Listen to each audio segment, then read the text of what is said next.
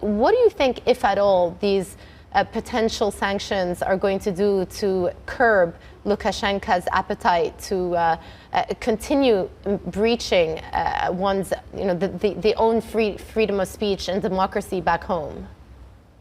It does seem unlikely that there will be any immediate kind of change in Lukashenko's policies.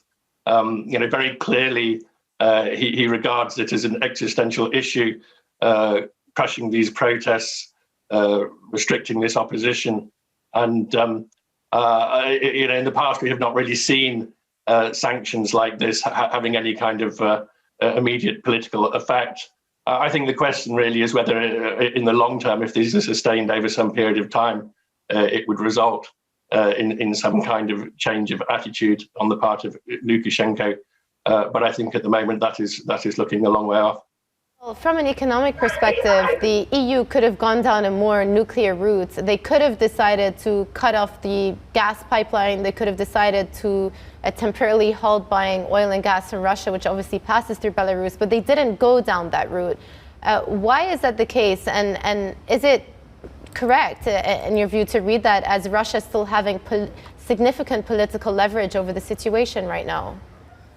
Well, actually, it's rather early to say what the EU is going to do, because one of the things that they said on Monday is that they are planning a new round of sanctions against Belarus, and the EU leaders have been saying that these sanctions would be economic sanctions, that they would target companies that they say are financing the Belarusian regime.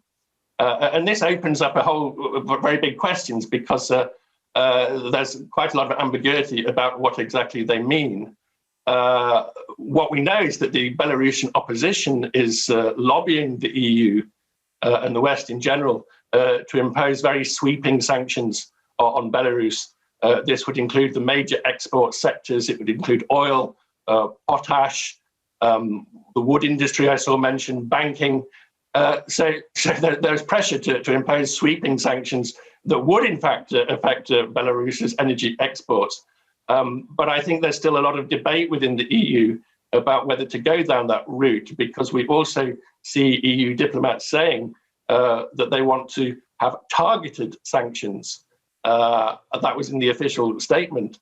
And they're also saying that they are looking at sanctioning oligarchs close to Lukashenko. The point about the Belarusian economy is that the really big companies are not owned by oligarchs, they're owned by the state, the big oil refiners, the potash mining company.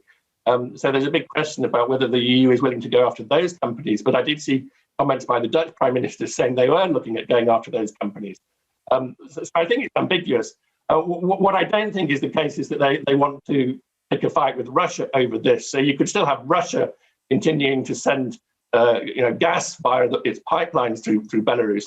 But these sanctions on Belarus, they could perhaps impact the refining of oil in Belarus or other industries. And if that happened, it would have quite a serious consequence for the Belarusian economy.